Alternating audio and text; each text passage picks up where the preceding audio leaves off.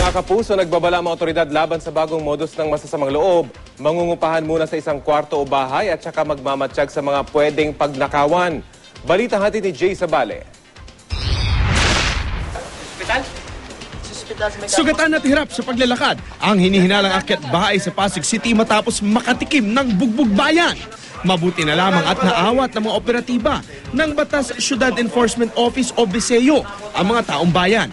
Ito po, binubugbog po ng maraming tao po.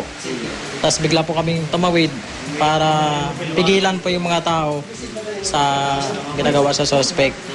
Alas 2:30 ng madaling araw habang mahimbing na natutulog sa lapag na kanyang kwarto si Jesse Bustamante sa Barangay Rosario nang magising siya nang may maramdaman siyang humakbang sa kanya. Nasa lapag lang kasi ako. Ngayon, nadaanan niya ako. Yun, nagising ako. Tapos? Yun, hinabol ko na siya. Nahawakan ko pa rin. Ngayon, nung nagpagkao ko, nakatakas, nakalis. Kaya yun, hinabol namin. Nakatakbo pa ng mahigit 500 metro ang sospek na si Januar Umpar bago nahabol at makorner ng taong bayan. Pero gate ni Umpar, di siya magnanakaw. Kauwi lamang raw niya sa kanyang kamag-anak na nakatira sa ikalawang palapag ng bahay ng biktima. Bukas yung pintuan nila. Pag sa pintuan nila, iba na ako, may nakita ko mga tao sa labas. Pag sa pintuan, may nakabukas.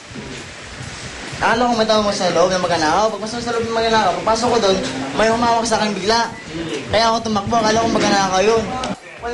Na-recover sa loob ng bag ni Umpar ang isang PSP na nagkakahalaga ng 10,000 pesos at laptop na may halagang 25,000 pesos.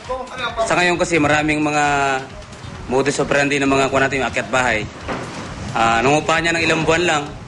Tapos minamatyagan yung ka-boardmate o yung may-ari ng bahay. Sabay nakawan tapos sabay iktad na. Naharap sa reklamong theft si Umpar. Jay Sabale, GMA News.